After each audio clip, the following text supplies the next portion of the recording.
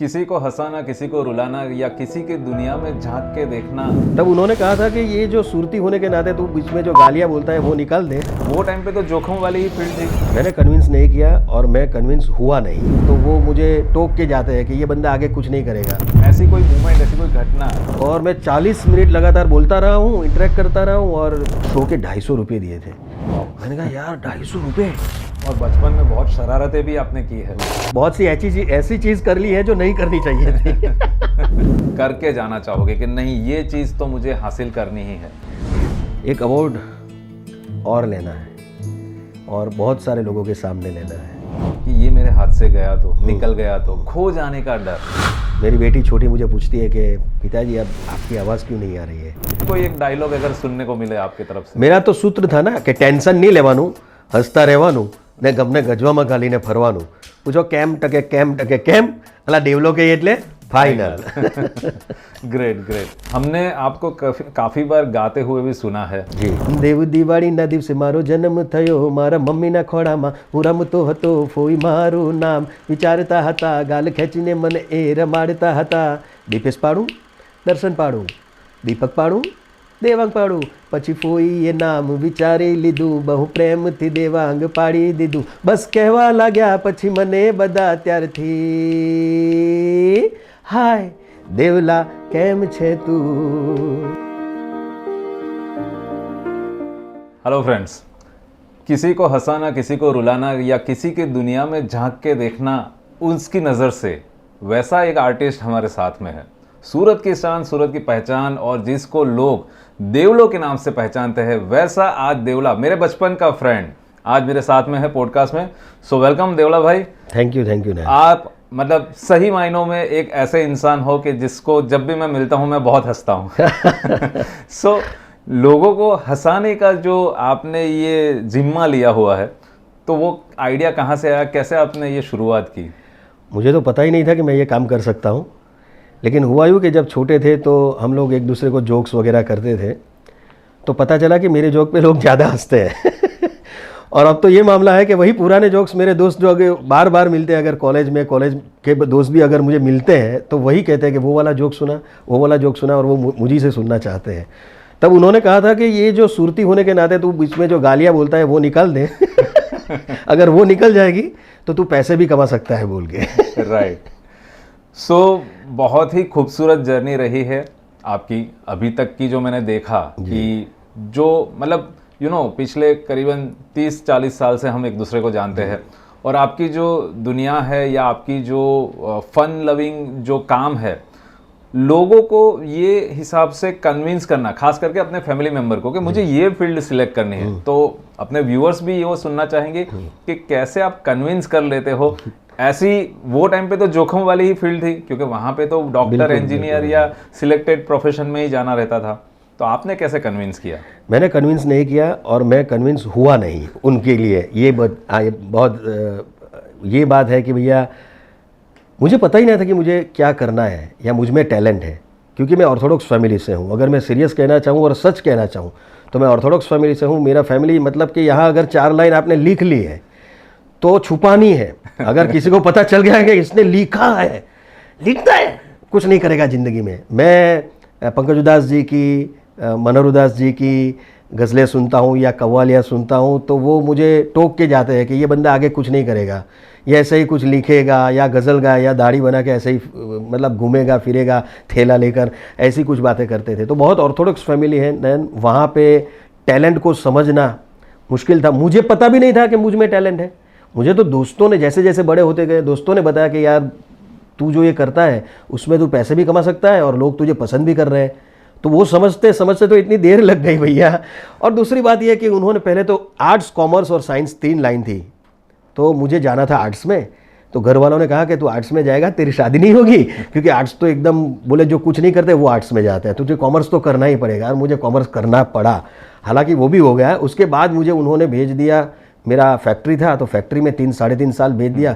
मैं फैक्ट्री का काम करता था, मगर मुझे लगता था कि मैं 4 दीवारों के लिए नहीं हूँ। मैं किसके लिए बना वो मुझे नहीं पता था, लेकिन लगा था 4 दीवारी के लिए नहीं हूँ, मैं इस दीवार में नहीं काम कर पाऊँगा, क्या करूँगा, कैसे करूँगा। फिर कहीं से रास्ता मिल गया। कहते हैं ना कि टैलेंट उसका रास्ता खुद ढूंढ लेती है। वो कुछ हो गया लोगों की बातें सच होने लगी, लोग सुनने लगे। और 2000 में सन 2000 में एक लोकल चैनल में मुझे काम मिला 2000 रुपये में पार्ट टाइम, 2000 की साल में। तब मुझे लगा कि कुछ अच्छा हो रहा है। सो आपने पैशन को प्रोफेशन में कन्वर्ट किया जी। और जहाँ तक आपकी ये दुनिया है वहाँ पे तो मतलब जैसे हम लोग देखते हैं कि बहुत टॉल, डायनामिक और ऐसी मसल्स वाले लोग भी ज़्यादा डिमांड में रहते हैं कि भाई स्टेज पे तो ऐसा ही बंदा चलेगा, या तो इसमें ये होना चाहिए, वो होना चाहिए। जबकि बहुत ऑनेस्टली बोलो तो आज राजपाल यादव जी है जिनकी भी एक ऐसी एवरेज बॉडी स्ट्रक्चर है, लेकिन उन्होंने एक अपना नाम बना दिया। वैसे सूरत में भी आपके साथ ऐसी कोई घटना या ऐसा कोई स्ट्रक्चर बना कि भाई नहीं देवांग भाई आप में ये बात नहीं है, ऐसा कोई चैलेंज आपको किसी ने किया हो? नहीं, चैलेंज तो नहीं किया, लेकिन सबसे बड़ी बात ये मैं मानता हूँ कि पहले अपने माइनस पॉइंट स्वीकार कर लो। तो आप स्वीकार, मैंने पहले बहुत छोटा था तब से स्वीकार कर लिया था। मुझे कई लोग मिलते थे ना, तो मैं जब उनको गले लगता था, जैसे दोस्त मिले, दोस्त को गले लगे, तो मेरा सिर ना यहाँ पे उनकी छाती पे आता था। तो बोलते हैं तू कितना छोटा है। मैंने कहा नहीं यार, मैं दोस्तों के दिल की बात सुन लूँ, इसलिए मुझे भगवान ने ऐसा बनाया है। और कभी कभी ये बोल देता हूँ तो कि मैंने भी दुआई तो अमिताभ बच्चन जितनी मांगी थी, लेकिन आधी कबूल हुई, इसलिए मैं आधा हूँ। तो ऐसी कई बातें हैं नैन। क्या होता है कि आप अपने आप को समझने लगो, आप अपने आप का स्वीकार कर लो, जैसे भी हो वैसे हो, तो लोग आपका स्वीकार करेंगे। अगर मैंने सोच लिया कि मेरे में ये कमी है, तो वो दिमाग में एक बार आ गया तो फिर वो सतत मतलब आपके दिमाग से जाएगा ही नहीं, और कहीं ना कहीं आपको वो आपकी जो भी टैलेंट है उसको कम करेगा या उसको कंफ्यूज करेगा या कॉन्शियस हो जाओगे आप। राइट। खुद मान लो यार, मुझे इंग्लिश भी नहीं आता है। इंग्लिश के लिए मैं हमेशा कहता हूँ हम इंग्लिश बोलने वाले नहीं, हम इंग्लिश खत्म करने वाले हैं। तो क्या हुआ कि भैया मुझे इंग्लिश नहीं आता था, ये मेरा माइनस पॉइंट था। प्लस पॉइंट था कि मैं गुजराती अच्छी बोल लेता हूँ, गुजराती के साथ साथ मैं सुरती भी अच्छी बोल लेता हूँ। तो मेरे सुरती कैरेक्टर बना दिया मैंने, और हो गया देवलो, और देवलो लोगों को पसंद भी आया। तो ये इस तरह से सब चलता है। ग्रेट। आपका मतलब पहला बड़ा स्टेज शो कौन सा था, और जब आप स्टेज पे वो टाइम पे गए थे, ऐसी कोई मोमेंट, ऐसी कोई घटना या अभी तक की जर्नी में ऐसी कोई घटना आपको याद आती हो कि यार उस दिन का ये वाकया मैं नहीं भूल सकता? मुझे पता तो नहीं है, लेकिन किसी दोस्त की शादी में ऐसे ही मुझे माइक दे दिया इन लोगों ने, मेरे दोस्तों ने, कि तू कुछ बोल। और मैंने कहा यार ये माइक दे दिया आपने, माइक पे क्या बोलूँगा, हम तो बिना माइक वाली बात करते हैं हमेशा। मैंने नहीं, माइक पे बोलो आज। और मैं बोलने लगा, फिर अंदर कुछ आया, फिर अंदर कुछ आया, तो वो फिर पता चला कि यार 40 मिनट हो गई। और मैं 40 मिनट लगातार बोलता रहा हूँ, इंटरेक्ट करता रहा हूँ, और समझो कि जैसे एक शो हो गया स्टैंड अप का। राइट। अब तब स्टैंड अप पता भी नहीं था, आज लोग कहते हैं कि स्टैंड अप ये है। तो उस तरह से मुझे पता चला कि यार हम 40 मिनट तक बोल सकते हैं। वो छुपा हुआ टैलेंट उस दिन बाहर। हाँ, तो मुझे पता चला कि जब 40 मिनट बोल सकता हूँ तो 1-2 मिनट तो कोई आराम से मुझे बुलवा लेगा और मैं बोल भी लूँगा। फिर किसी ने मुझे पहली बार ना एक शो के 250 रुपये दिए थे। मैंने कहा यार 250 रुपये, इसमें तो कुछ भी नहीं है। अगर आज 250 मिले तो कल 2500 भी मिल सकते हैं। तो उस तरह से आगे बढ़ा। ग्रेट। और कई बार कंट्रोवर्सी भी होती है जी। हम लोग करना कुछ अच्छा चाहते हैं, लेकिन हो कुछ अपने साथ ऐसा जाता है। बिल्कुल। जैसे कर्म करने चाहे तो कांड हो जाता है। हाँ। तो वैसा कोई कर्म कांड आपके साथ हुआ कि हाँ जी, बिल्कुल हुआ है, बहुत ताज़ा हुआ है। हालांकि उसके बारे में मैं कुछ ज़्यादा बोल नहीं पाऊंगा, लेकिन हुआ ज़रूर है। आप कहना क्या चाहते हो और लोग समझते क्या है, हर बात में तो बहुत सोच कर, जब तक ये सोशल मीडिया की बात है तो बहुत सोच के बनाना पड़ता है। जो बात मैं 30 साल तक कहकर लोगों को हंसाता था, ज़रूरी नहीं है कि आज वो बात पे लोग हंसे। वो बात पे कंट्रोवर्सी भी हो सकती है, ये भी है। राइट। और जैसे कि मैंने तो आपका बचपन भी देखा है, और बचपन में बहुत शरारतें भी आपने की है। तो अगर आपको भगवान तथास्तु बोले और आपको बोले कि हाँ वापस तुझे तेरा बचपन मिल रहा है, तो ऐसी कौन सी चीज़ है कि जो आप करना भूल गए हो और आप अभी वो करोगे? करना भूल गया हूँ ऐसी तो कोई चीज़ नहीं होती, क्योंकि तब तो पता भी नहीं होता, छोटे थे तब, कि क्या करना चाहिए क्या नहीं करना चाहिए। हाँ, बहुत सी ऐसी चीज़ कर ली है जो नहीं करनी चाहिए थी। लेकिन पुराने घर की छत से मैं फिर कूदना चाहता हूँ। राइट। मैं फिर मेरा बचपन वापस लाना चाहता हूँ। 10 पैसे के चूरन में ज़िंदगी का स्वाद लेना चाहता हूँ। मैं फिर मेरा बचपन वापस लाना चाहता हूँ। ज़मीन पर गद्दे पर मैं और मेरे चांद के बीच में कुछ नहीं चाहता हूँ। गिरना, डरना, डांट खाना, चमाट खाना, फिर दवाई खाना चाहता हूँ। और पूरे मोहल्ले भर में मैं सिर्फ एक ही टेलीफोन चाहता हूँ, मैं फिर मेरा बचपन वापस देखना चाहता हूँ। क्या बात है, यही है अपने देवला भाई, इसी के लिए पूरे सूरत और इंडिया में आज ये मैक्सिमम जाने जाते हैं अपनी ये टैलेंट के लिए। तो इसके साथ में मैं मतलब आपके सीक्रेट जानना चाहता हूँ। सीक्रेट यानी कि कौन सी ऐसी ऊर्जा है, कौन सी ऐसी शक्ति है जो आपको हर दिन ऐसा कुछ नया कंटेंट देती है जो हंसाने के लिए आप कुछ ना कुछ कर जाते हो?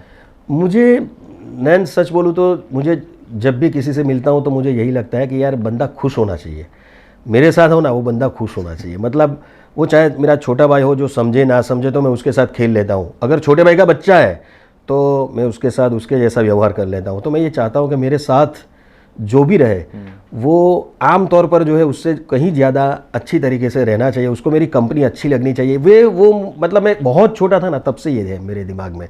तो ज़रूरी नहीं है कि पैसों से ही किसी को खुश रखा जाए, ज़रूरी नहीं है बिल्कुल। आप वक्त देकर या कुछ बातें कर भी किसी को खुश कर सकते हो। और मैं खुद छोटी छोटी बातों में खुश हो जाता हूँ, मुझे खुश करने के लिए भी कुछ करने की ज़रूरत नहीं है, दो अच्छी बातें हो गई हमारा दिन बन गया। सही है, सही है। और जो लोग खुश रहते हैं, जो लोग लोगों को हंसाते हैं, उसकी डिमांड ऑलवेज रहती है। जैसे कि आपकी डिमांड ऑलवेज रहती है, हर एक ग्रुप में आपको बुलाया जाता है। तो जो देवला आज से 20-25 साल पहले का देवला था और आज के देवले में आसमान जमीन का फर्क है, नेम, शोहरत, सब कुछ मिला आपको। तो हाउ यू फील, कैसा लगता है अभी आपको? मुझे अच्छा लग रहा है, उसको मेंटेन करना है, क्योंकि पहला जो देवला था वो देवला है, अब ये देवला काका हो चुके हैं। मुझे जब भी कोई मिलता है तो वो अब पहले क्या होता है, देवला कैसा है तू, राइट, या देवला भाई कैम छो, अभी मैं देवला काका कहने लगे। तो मैं काका हो चुका हूँ, अगेन मुझे स्वीकार करना पड़ेगा, मैं काका हो चुका हूँ। मैंने स्वीकार कर लिया तो पूरी दुनिया स्वीकार कर लेगी। एग्जैक्टली। और ऐसी कौन सी चीज़ है जो आप मरने से पहले करके जाना चाहोगे कि नहीं ये चीज़ तो मुझे हासिल करनी ही है? एक अवार्ड और लेना है और बहुत सारे लोगों के सामने लेना है। जैसे मेरा एक सपना था अवार्ड लेने का, वो मेरा पूरा हुआ, एक बार पूरा हो गया। लेकिन कहते हैं ना कि सपने ऐसे देखो कि वो आज है, इस तरह से है, पूरे माइक्रो लेवल पे देखने चाहिए उसको। आपको तो सब वर्तमान में देखने चाहिए, आपको सब पता है। तो मैंने एक सपना देखा था कि मैं भी ना ये आईफा जैसे अवार्ड है ना, वैसा एक अवार्ड मेरे को मिले। मुझे मिला मगर रेडियो से मिला, रापा। वो उसका भी फंक्शन मुंबई में होता है, बहुत अच्छी तरह से होता है। और महान great comedian late Raju Srivastava के हाथों मिला मुझे। बहुत बड़ी बात थी मेरे लिए। लेकिन और एक लेना है, और बड़े तौर पर कुछ करना है। राइट। जैसे कि आपने बताया राजू श्रीवास्तव जी के साथ भी आपने अवार्ड लिया है, जैकी श्रॉफ के साथ आपने काम किया है, जूही चावला के साथ काम किया है। तो वो जर्नी कैसी रही थी? मतलब हाउ यू फील जब सेलिब्रिटीज आपके साथ में हो स्टेज पे, जब आप किसी का इंट्रोडक्शन दे रहे हो या वो ऑरा में आप रहते हो, तब आपको कैसा लगता है? तब तो पता ही नहीं चलता कि मैं कहाँ पे हूँ या किस तरह से। वैसे भी स्टेज पर जाते हैं तो उसके बाद भूल जाते हैं, स्टेज से उतरने के बाद पता चलता है कि क्या हुआ होगा। और वो तार जब तक जुड़े हुए हैं ऊपर कहीं कोई शक्ति के साथ, तब तक कंटेंट अच्छा ही निकलता है। हाँ, अगर बीच में ऐसा विचार आ गया कि मैं यार जैकी दादा के साथ हूँ या मैं जूही चावला जी के साथ हूँ, ऐसा कोई अगर आपको थॉट आ गया तो कहीं पे आप कंफ्यूज हो जाओगे, कॉन्शियस हो जाओगे। लेकिन 4 दिन लगातार जैकी दादा के साथ, एक दिन जूही चावला जी के साथ, एक दिन पूरा माधुरी जी और अनिल जी के साथ, शक्ति कपूर के साथ दो फिल्में की हैं मैंने। तो काफ़ी काम मनोज जोशी जी के साथ मैंने काम किया है। और सबका अपना अपना अलग अलग अनुभव रहता है, सब लेजेंड है, बड़े हैं। और जैकी दादा आपको मिलने की ज़रूरत नहीं है, वो सामने से मिल जाते हैं। क्या बात है। सो गुजरात का नाम आपने हर जगह पे रोशन कर दिया है। तो अभी के जेनजी पब्लिक जो रातों रात कुछ ना कुछ कर जाना चाहते हैं, टच स्क्रीन में पैदा हुए हैं जी। तो अगर वो ये फील्ड को सिलेक्ट करना चाहे, आपके जैसा बनना चाहे, तो क्या मैसेज रहेगा आपका? धैर्य रखे, जो नहीं है। जेनजी में मेरे घर के भी बच्चे आते हैं, मेरे खुद के बच्चे आते हैं। पैशन नहीं है ना, उन्होंने सब गूगल को पूछ लेते हैं वो सब लोग। मैंने तो एक जोक बनाया था कि भैया एक बच्चे को डायरिया हुआ और वो गूगल कर रहा है, गूगल जब तक आंसर दे तब तक डायरिया अपना काम कर लेता है। तो सब कुछ वहाँ पूछने की ज़रूरत नहीं, कुछ दिल से निकालो, क्योंकि एआई सब कुछ कर लेगा। नैन, एआई सब कुछ कर लेगा, स्क्रिप्ट लिख लेगा, आवाज़ ला देगा, लेकिन इमोशंस कहाँ से लाएगा एआई? इमोशंस नहीं लाएगा।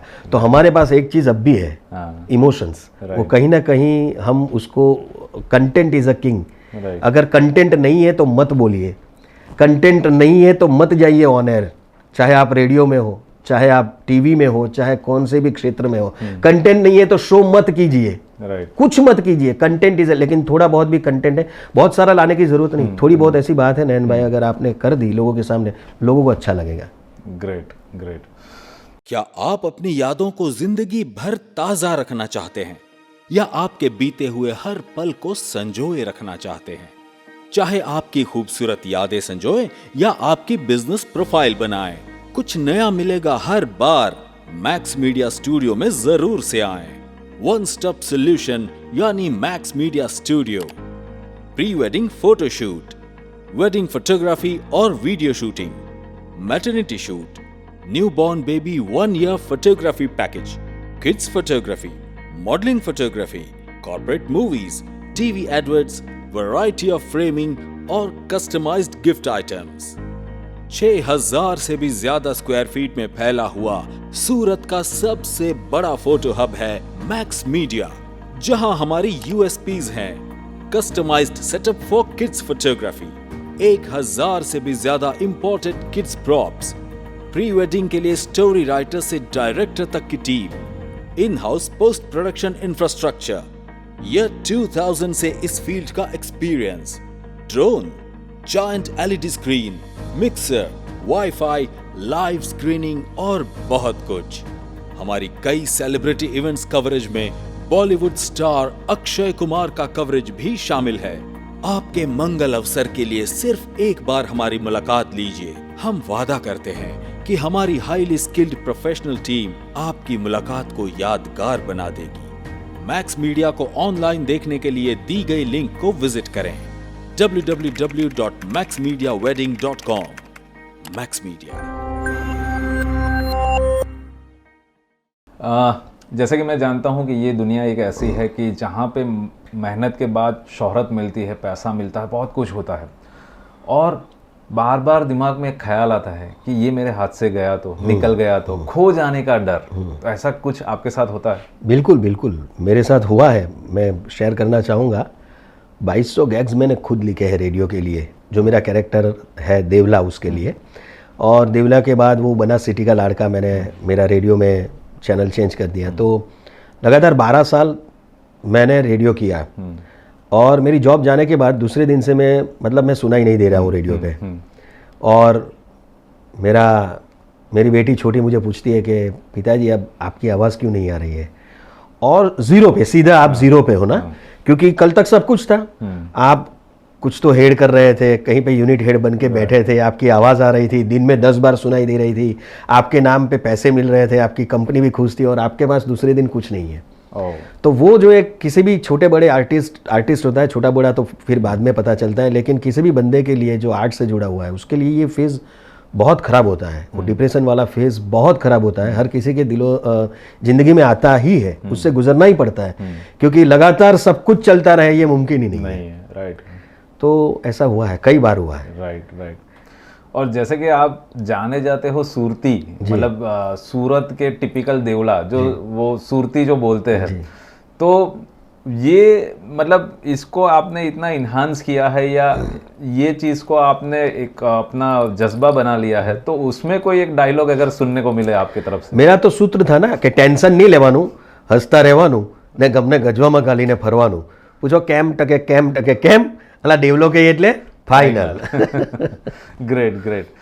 तो ये सब कंटेंट कहाँ से आते हैं? मतलब ऐसे क्या चीजें हैं? सच बोलूं नयन भाई, ये सब छोटा सा तब से आता ही रहता था, मुझे ही पता नहीं था कि इसको कंटेंट कहते हैं और इसके पैसे मिलते हैं। स्पॉन्टेनियस है। अरे क्या स्पॉन्टेनियस? किसी को पूछा मैंने स्पॉन्टेनियस का मीनिंग क्या होता है, बोले तुरंत कुछ बना देने वाला बंदा जो होता है उसको। मैं यार मुझे बहुत लोग स्पॉन्टेनियस कहते हैं। क्रिएटिविटी, ये सब तो बाद में पता चला कि अच्छा इसको क्रिएटिविटी। पॉडकास्ट, हम जो पॉडकास्ट कर रहे हैं अभी सर, तो इंटरव्यू कब के हम लोगों ने किए हैं, कितने सारे किए हैं, लेकिन इस तरह से करते हैं तो उसको पॉडकास्ट कहते हैं। तो नाम अलग है, काम तो वही है। मैंने कहा ना, content is a king. Right. और कहीं ना कहीं हम अपनी लाइफ में किसी को फॉलो करते हैं, किसी को गुरु बनाते हैं। तो आपके गुरु कौन है? प्रोफेशनल लाइफ की बात कर रहे हो आप? प्रोफेशनल पर्सनल दोनों गुरु बता दीजिए।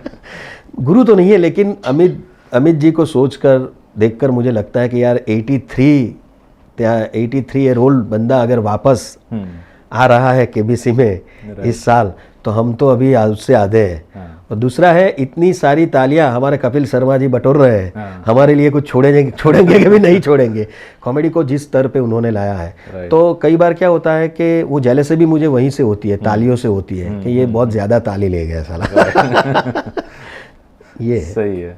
और ऐसी कौन सी हस्ती है ये जिनके साथ आपका ख्वाब है कि ये मेरे साथ स्टेज पे होगा एक दिन और उनके साथ मैं काम करना चाहूँगा? बच्चन सर।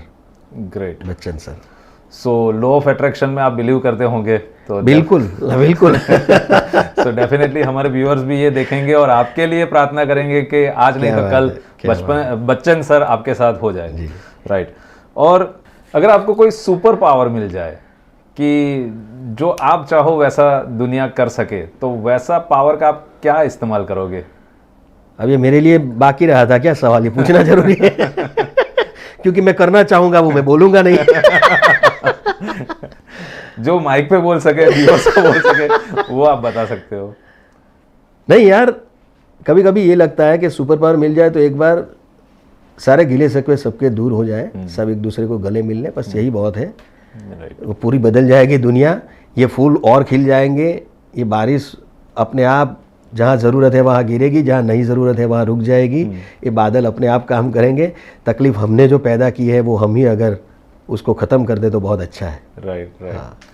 और जैसे कि मुझे एक वाकया अभी भी याद है कि मेरा एक फ्रेंड है चीनू करके, वो आपका मतलब सुपर मतलब बाय हार्ट फ्रेंड है। तो ऐसे लोग आपको कैसे ढूंढ लेते हैं और आप तक पहुंचते हैं, तब आप कैसे उसको फेस टू फेस उसको ये करते हैं? ऐसा है नैन भाई कि कभी भी कहीं भी कोई मिल जाता है, जैसे कहीं खाने पे गए और कोई मिल गया, कहीं पे शॉपिंग करने गए कोई मिल गया। तो मेरा पहले से ये है, मैं मतलब जब से भी रेडियो में आया और जब से ये सब हुआ, कि मेरी बीवी को पता है कि आज अगर कोई ऐसा दिन है कि बाहर जाना ज़रूरी नहीं है तो मत जाइए, क्योंकि इसको कोई मिलेगा फिर ये हमारे साथ बात नहीं करेगा। चाहे ट्रेन में भी ऐसा होता है, कभी कभी ट्रेन में अगर कोई मुझे मेरा बंदा मिल जाए जो मुझे चाहता है या मुझे पहचानता है, तो मैं उनके साथ ज़्यादा घुल मिल जाता हूँ। राइट। मैं परिवार को थोड़ी देर में साइड पे रखता हूँ, तब उनको लगता है कि ये क्या है भैया, बाहर आए तो बाहर भी ऐसा कर रहे हो। सही है। तो मेरा मानना है कि यदि आपको कोई थोड़ा बहुत भी चाहता है तो उसे और प्यार कर लीजिए, वो और ज़्यादा आपको चाहने लगेगा। एग्जैक्टली। और जैसे कि आपकी फील्ड ऐसी है कि जहाँ पे कहीं ना कहीं कुछ हद पे फैमिली का सेक्रीफाइस होता है। बिल्कुल। आपके नाइट शो होते हैं, आउट ऑफ स्टेशन की जर्नी रहती है, तो कैसे फैमिली लाइफ और प्रोफेशनल लाइफ को आप मैनेज करते हो? मैंने कहा ना, ऑर्थोडॉक्स फैमिली था, I can't do anything without my wife. मेरी मम्मी ने बहुत कुछ सहन किया है मेरे लिए। 8 बजे के बाद मेरे घर से बाहर जाना मुश्किल था, मतलब 8:20 यानी मैक्सिमम। और मैं 9 बजे ही ड्रामा की प्रैक्टिस करने बाहर जाता हूँ। तो मम्मी ने बहुत मतलब मेरे लिए सुना है, पापा ने सुना है, और उसके बाद मेरी बीवी ने बहुत मुझे सपोर्ट किया है। अगर वो सपोर्ट ना करें या वो बाजू में खड़ी ना रहे तो मैं अब भी कुछ नहीं कर सकता हूँ। राइट। और काफ़ी बार मैंने काफ़ी वीडियो में आपके सन को आपके साथ देखा हुआ है। सो उसके लिए क्या ड्रीम है या क्या उनको आप बनाना चाहते हो? अरे वो अपने हिसाब से कर लेता है भाई, वो जो करता है वो मैं नहीं करता हूँ। मुझे भी आप जैसे किसी दोस्त ने बताया कि ये बंदा बहुत अच्छा है, बोले अच्छा बोल लेता है। मैंने कहा ये कब बोलने लगा? और पता चला कि हाँ यार, ये कमेंट्री वो क्रिकेट की कुछ लिखता है अपने हिसाब से और वो बोलता है। और मैं क्रिकेट की कमेंट्री मैंने मेरी ज़िंदगी में कभी की ही नहीं है। ओह। राइट। और कई बार ऐसे चुनाव भी आते हैं या ऐसी परिस्थिति में भी आप फंस जाते होंगे कि यार टैलेंट दिखाना सामने वाला हंस ही नहीं रहा है। हाँ। तो ऐसी सिचुएशंस में आप कैसे उनको हंसाते हो? फिर तो क्या करें सर, फिर तो पता चल जाता है कि आज गए भैया। क्योंकि हर शो तो हिट नहीं होता है ना। और ऐसे बहुत से लोग हैं, ऐसी बहुत से कास्ट है जहाँ पे हंसाना बहुत मुश्किल है भैया। ऐसे बैठे होते हैं ना तो ऐसे ही देखते रहते हैं। इतना भी नहीं करते वो। फिर पता चल जाता है। लेकिन क्या है कि पूरी जमात में, पूरी तादाद में कुछ 2-4 लोग अपने जैसे मिल जाते हैं जो स्माइल वाले हो, फिर उन्हीं से काम चला लेते हैं। अगर वो अंकल को हंसाने के लिए गए तो भैया आपकी तो वाट लग जाएगी। राइट। और 365 डेज होते हैं एक साल में, और जहाँ तक मैं आपका शेड्यूल देखता हूँ तो शायद आप उससे दुगना काम करते हो जी।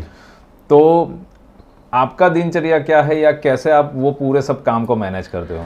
एंड भाई मैं काम ही नहीं कर रहा हूँ। मेरे जैसा आलसी बंदा आपने नहीं देखा होगा। मैं काम ही नहीं कर रहा हूँ। मैं इतना काम कर सकता हूँ यार, मैं काम ही नहीं कर रहा हूँ।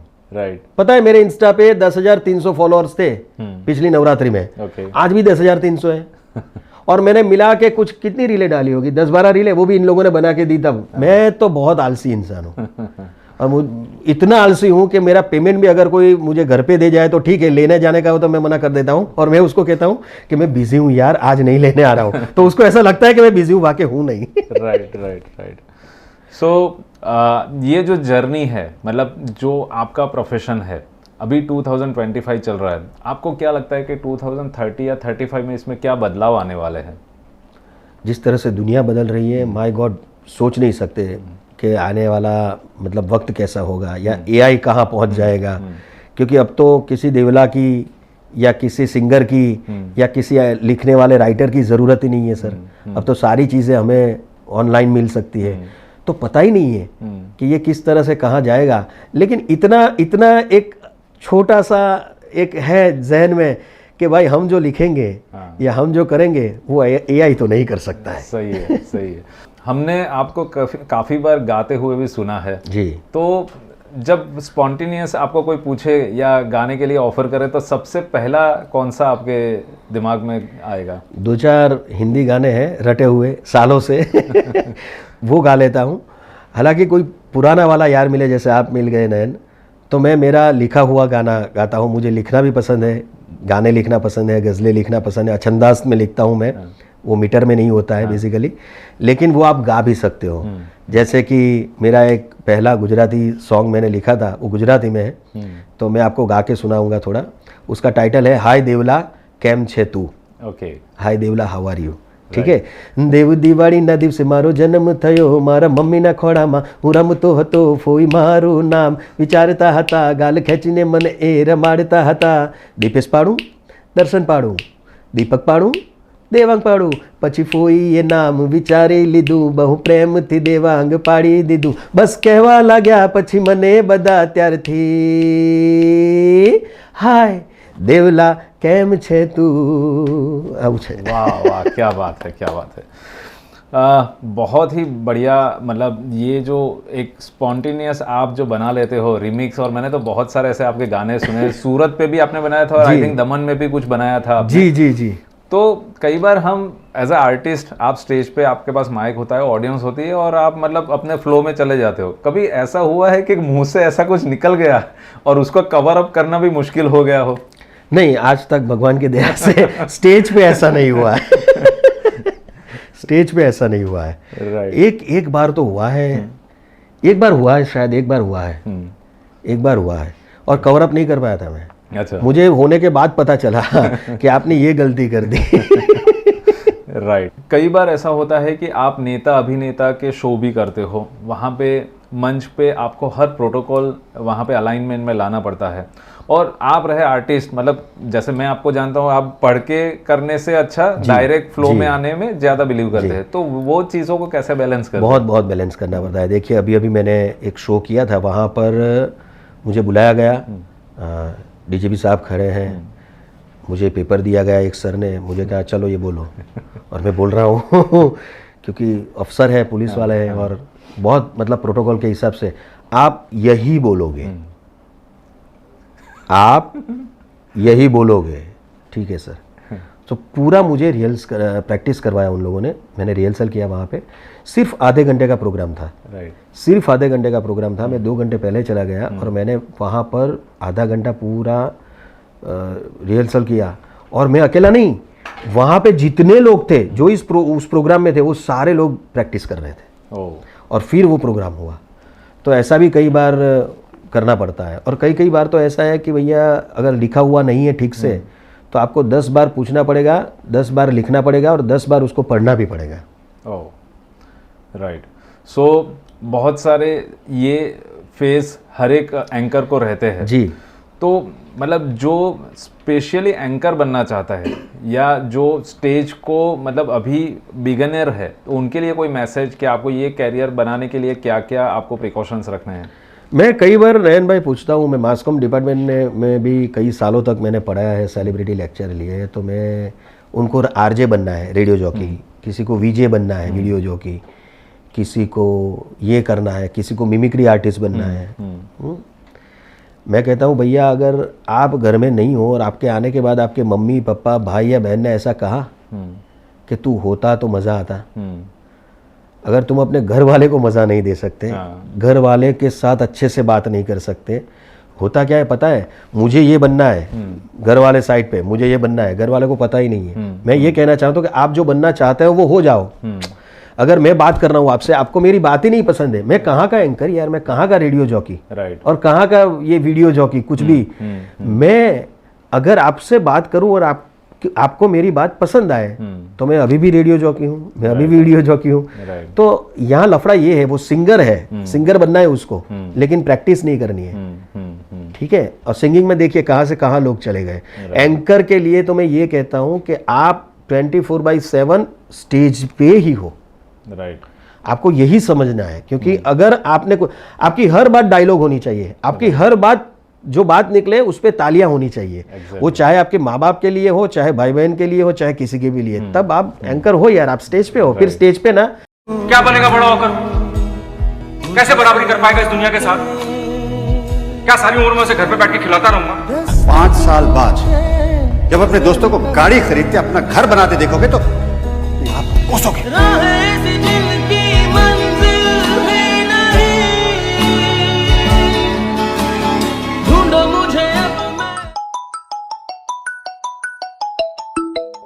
हेलो मेहुल भाई, आज बहुत खुशी का दिन है, पता है मेरी जॉब लग गई। अच्छा, क्या बात कर रहा है, कितनी सैलरी है? पूरे 50,000। 50,000? पर तेरे में तो कोई स्किल भी नहीं है, फिर भी 50,000? सच बोल रहा हूँ भाई, हमारे बोर्ड एग्जाम खत्म होने के बाद मैंने मैक्स मीडिया एकेडमी से वीडियोग्राफी का कोर्स किया था। ये मैक्स मीडिया क्या है? मैक्स मीडिया एकेडमी, तुझे पता है मैक्स मीडिया एकेडमी अपने सूरत की बेस्ट एकेडमी है, जहाँ पर photography, videography, cinematography, photo editing और भी बहुत सारे कोर्स कराते हैं। और तो और इनकी सबसे अच्छी बात है कि तुम्हारे स्किल्स के हिसाब से तुम्हारा कोर्स खत्म होने के बाद तुम्हें एक जॉब भी अच्छी सी प्रोवाइड कराते हैं। अगर आप भी अपनी फोटोग्राफी स्किल्स को बढ़ाना चाहते हो तो मैक्स मीडिया एकेडमी आपके लिए लेकर आई है बहुत सारे बेहतरीन ऑप्शंस, जिसके अंदर आपको फोटोग्राफी, वीडियोग्राफी, सिनेमेटोग्राफी, एडिटिंग और भी बहुत सारे कोर्सेज सीखने को मिलेंगे जो आपकी स्किल को एक लेवल अप कर देगा। तो आज ही विजिट कीजिए मैक्स मीडिया एकेडमी जो है near Bala RTO Adani. Thank you. कुछ करने की जरूरत नहीं, वो अपने आप आएगा। सही है। और जैसे कि कई लोगों का एक पर्टिकुलर फोटे रहता है कि भाई मुझे यही पसंद है या मैं यही अच्छा कर सकता हूँ, लेकिन अभी आपकी फील्ड ऐसी है, कभी शादी का माहौल आया तो शादी की एंकरिंग करनी है, कभी ये पॉलिटिशियन, कभी कुछ, कभी रेडियो।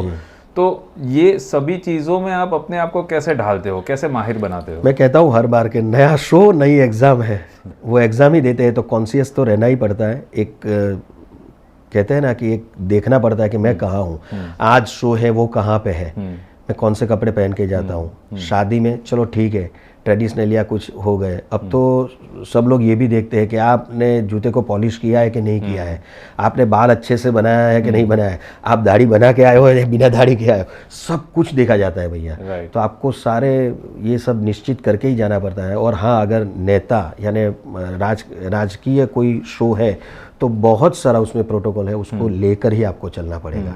ज़्यादा एक भी शब्द बोलना वहाँ पे नहीं है, वहाँ पे अपने आप को एस्टेब्लिश करने की ज़रूरत नहीं है, आप एस्टेब्लिश हो इसीलिए आपको बुलाया गया है। Great great. कई बार ऐसा होता है कि हम कुछ लोगों के लिए अच्छा करने चाहते हैं, लेकिन पिछले कुछ साल में हमने भी देखा कि कुछ कॉमेडियन को जेल में भी डाल दिया जी। तो वो बारे में आपका क्या सुझाव है कि क्या होना चाहिए ऐसी सिचुएशन में? एक मर्यादा रहनी चाहिए, जैसे कहते हैं ना कि थोड़ी सी छूटछाट होनी चाहिए, थोड़ा सा लिबरल रहना चाहिए, उसी तरह से एक सीमा भी होनी चाहिए। उस सीमा पार नहीं कर होनी चाहिए, चाहे वो कॉमेडियन हो, चाहे वो नेता हो, चाहे वो अभिनेता हो, चाहे वो कोई भी हो। क्योंकि बोलना हमारा अधिकार है हमारे देश में, लेकिन बोल ही देना ये भी नहीं है। तो उसके बीच की जो एक एक लाइन है, लक्ष्मण रेखा, उसको अगर आप पार कर रहे हो तो बेकार। लक्ष्मण रेखा के अंदर रह के बात करो तो ही ठीक है और तो ही अच्छा है। कभी कभी क्या होता है, एज एन आर्टिस्ट मेरा कंटेंट में और वायरल करने के लिए उसमें मसाला डाल दूं, ये गलत है।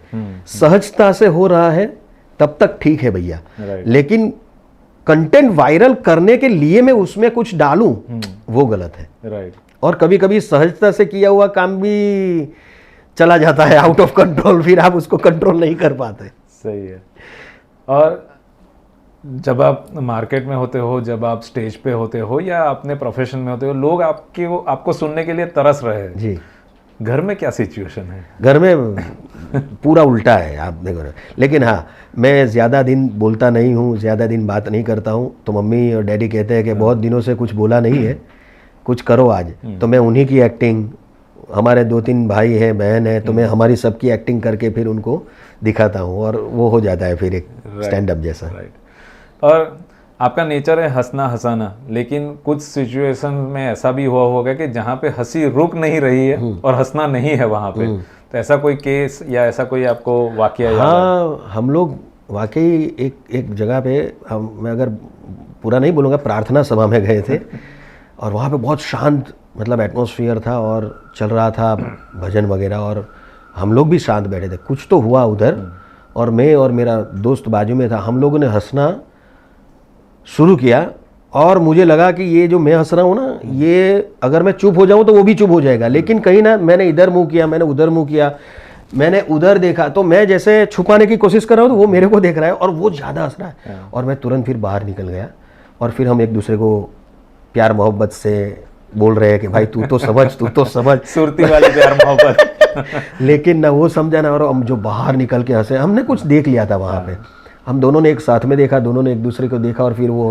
हंसना शुरू हो गया। माय गॉड, वो एक अमेजिंग था। Right right.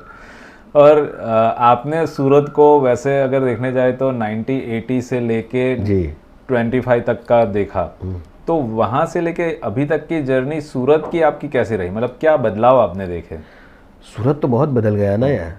आपकी ऑफिस है जहाँ पर, यहाँ पर कुछ था ही नहीं पहले। आज देखिए यहाँ पे गाड़ी रखने की जगह नहीं है। तो सूरत तो अब तो दिन में ना बदले उतना रात में, और रात में ना बदले उतना दिन में बदल रहा है। सूरत बहुत फास्ट बदल रहा है, सूरत बहुत ग्रो कर रहा है, सूरत में बहुत क्षमता है और सूरत जो मतलब चाहे वो कर सकता है। ग्रेट। और लोगों में क्या बदलाव देखा? मतलब कई बार क्या होता है कि हम देखते हैं कि कभी हम कोई एक सत्ता पे रहते हैं तो वहाँ पे एक देखने का नज़रिया अलग रहता है, और हम कुछ नहीं होते तो उसका नज़रिया अलग होता है। तो ऐसा कुछ घटना आपकी लाइफ में बनी? लोगों का क्या कहेंगे, लोगों का काम है तो कहना, छोड़ो बेकार की बातों में, कहीं बीत न जाए रहना। लोग तो इतने मासूम थे पहले, अब तो इतने बेहतरीन हो चुके हैं। राइट। माशाअल्लाह, आपको कभी ना कभी कोई ना कोई कुछ ना कुछ सिखाने के लिए तैयार बैठा है। राइट। आपको सीखने की एक अंदर से जुनून चाहिए आपको सीखने का, वो चाहे अच्छा या बुरा, लोग तैयार बैठे हैं। राइट। और आर्टिस्ट को मैं जहाँ तक जानता हूँ, हर छोटी से छोटी चीज़ को दिल पे ले लेते हैं। हाँ राइट। तो अगर आपके कंटेंट या आपके इंस्टा पे किसी ने कुछ ऐसे कमेंट कर दी, तो वो टाइम आप क्या रिएक्शन देते सर? मैं डिप्रेशन में चला जाता हूँ। अच्छा। हाँ, कुछ दिनों के बाद फिर होता है काम। और अभी डिप्रेशन से निकला हूँ काफ़ी महीनों के बाद। और कुछ दिनों तक भी रहा हूँ। एक बार ऐसा हुआ था और इस बार तो 2-3-4 महीने रहा मैं। राइट। सो ऐसी घटनाएं होती रहती जी है। जी जी। आजकल तो वो इंस्टाग्राम पे तो ज़्यादा होती है। पहले रेडियो पे था तो क्या है कि हमें पता ही नहीं चलता था कि किसने सुना किसने नहीं सुना, टीवी पे नहीं पता चलता है, लेकिन इंस्टाग्राम में सब कुछ पता चलता है। ओके। और लास्ट मेरा क्वेश्चन ये है कि आपने सेलिब्रिटीज़ के साथ काम किया, ऐसे कोई वाकया याद आ रहा हो कि जिसमें से आपने बहुत कुछ सीखा उनके पास से, कि यार उसका सिस्टम, उसका काम करने का तरीका या बिहेवियर या जो भी है, जो सुन के समझ के अपने व्यूअर्स को भी कुछ उसमें से सीखने को मिले? जी, जैकी दादा से मैंने सीखा कि वो यार इतने डाउन टू अर्थ है। मतलब इतना प्यार दे दिया मुझे, इतना प्यार। मैं उनके पास एक सेल्फी लेने जा रहा था। बीड़ू क्या है, आ जा, चल सेल्फी निकाल। मैंने कहा सर मैं आपका फ़ैन हूँ, मेरे बच्चे आपके बच्चे के फ़ैन हैं। बोल तेरे बच्चे को सेल्फी भेज, उनको बोल तुम जिसके फ़ैन हो उसका बाप मेरे पास खड़ा है। क्या बात है। जैकी दादा पूरी बात करते हैं। कोई अगर बूढ़ा अगर आदमी या उनको दिख जाए तो वो तुरंत उसको हक कर लेते हैं। जैकी दादा की ये है। मैंने एक दिन पूरा निकाला अनिल जी और माधुरी जी के साथ, जब तक टेक ना हो जाए, मतलब माय गॉड, वो सीन 30 सेकंड का सीन उस दिन उन्होंने 9:45 बजे स्टार्ट किया बीच का 1 घंटा हम लोगों ने मतलब लंच का लिया था। रात को 9:15 बजे डायरेक्टर ने हमें ये बताया, इंदु जी ने, कि आप लोग चले जाइए, क्योंकि वो अब कट्स लेने हैं, कुछ क्लोज लेने हैं। तो तब भी वो ये 30 सेकंड वाला सीन शुरू ही था। अनिल जी और माधुरी जी दोनों फ्रेश वहीं पे नज़र आ रहे थे। तब मुझे पता चला कि भैया ऐसा खड़े रहना है, डटे रहना है। शक्ति कपूर जी से मैंने सीखा कि यार मई महीने की गर्मी में वो पूरा प्लास्टिक का डोम बना हुआ था और उसमें ब्लेजर पहन के, जहां पर मैं खुद खड़ा नहीं रह सकता हूं शर्ट पहन के, वहां पे वो ब्लेजर पहन के खड़े रहे तब तक जब तक उनका काम हुआ ही नहीं। मतलब वो बाहर भी नहीं आए। 45 डिग्री टेम्परेचर तो बाहर था, अब अंदर तो कम से कम 50 अप होगा। शक्ति कपूर जी वहीं पे बैठे रहे, खड़े रहे, बैठे भी नहीं, खड़े रहे, बोले मेरा टेक कर लो। जब तक टेक नहीं हुआ वहीं पे खड़े रहे। तो काफी कुछ सीखना मिलता है इन लोगों से, और इसीलिए शायद वो यहाँ पे है। एग्जैक्टली। और लर्निंग वो एक हैबिट में होता है, एक स्वभाव में होता है। तो आप अपनी स्किल को डेवलप करने के लिए क्या चीज़ें फॉलो करते हैं, या किन लोगों को आप अपना आइडियल मानते हैं कि ये लर्निंग मुझे करना है? मैंने जैसे पहले कहा, एक तो कॉमेडी तो हमारे कपिल शर्मा जी जो स्पॉन्टेनियस बोलते हैं, जो उनके टेक्स होते हैं, जो उनकी बातें होती है, और जो वो सुनील ग्रोवर जब साथ में होते हैं तब ऐसे मुझे अच्छा लगता है। अकेले सुनील ग्रोवर भी बढ़िया है, उनकी पूरी टीम जो भी मतलब वो एक केओस पैदा करती है, और वहाँ पे जो एक दूसरे को कहते हैं, बातें करते हैं, वो सारी बातें एकदम औसम होती है। मैं ज़्यादातर जब भी परेशान होता हूँ तो उसका कोई भी एपिसोड निकाल के देख लेता हूँ, वही मुझे ज़्यादा अच्छा लगता है, क्योंकि वहाँ पे तालियां बटोर लेता है बंदा, लूट लेता है पूरा। सही है, सही है। और लास्टली, अपनी सूरती पब्लिक को आपको कोई मैसेज देना हो तो बेशक आप अपने माध्यम से। હવે સુરતી પબ્લિકને હું મેસેજ આપીએ, હિન્દીમાં તો એ લોકોને સમજ નહીં પડે, કાં તો ગુજરાતીમાં સમજ પડે, કાં તો પછી ઇંગ્લિશમાં સમજ પડે, પણ સુરતી પબ્લિકને એવું જ કે આપણા સુરતી ભાષા પર થોડું ध्यान આપો। મારી હારું કોઈ બોલતું જ નથી ને, હવે તો આપણે બી બધા હિન્દી ને ઇંગ્લિશ બોલતા થઈ ગયા। બોલો એનો વાંધો નથી, પણ આપણી સુરતી કાં ભાઈ, આટલી સુરતી કાં ગઈ? દોસ્તારો, ખાઓ પીઓ ને મોજ કરો, આપણી તાસીર છે ને એવા જ રહેજો। ભલે કસરત કરો, બધું કરો, પણ આપણી તાસીર ભૂલતા નહીં, કારણ કે આનાથી જ આપણે ઓળખાય છીએ। આ ખાજા ને ઘારી ને આ બધું ચાલુ જ રાખજો, તો જ 25 વર્ષ પછી મળે। પાછું એ બધું બંધ કરી દીધું ને તો મળવાનું બંધ થઈ જાય। નહીં તો લોકો કહે કે એક જમાનામાં ખાજા મળતા હતા, ના લા, ખાતા રહેજો ને खवड़ावता રહેજો ને मजा करता રહેજો। क्या बात है। तो दोस्तों, ये थे हमारे साथ सूरत के देवला, जो सबके बहुत ही करीबी है, जो सूरत की शान है और उसी से सूरत की आज पहचान है। सो थैंक यू देवला भाई, आज हमारे साथ आपने पॉडकास्ट किया और बहुत कुछ हमने सीखा, हमारे व्यूअर्स ने सीखा, और ऐसे ही हम साथ में मिलकर आगे बढ़ेंगे और आपकी सुरती लैंग्वेज को सुनते रहेंगे। Thank you so much, thank you so much.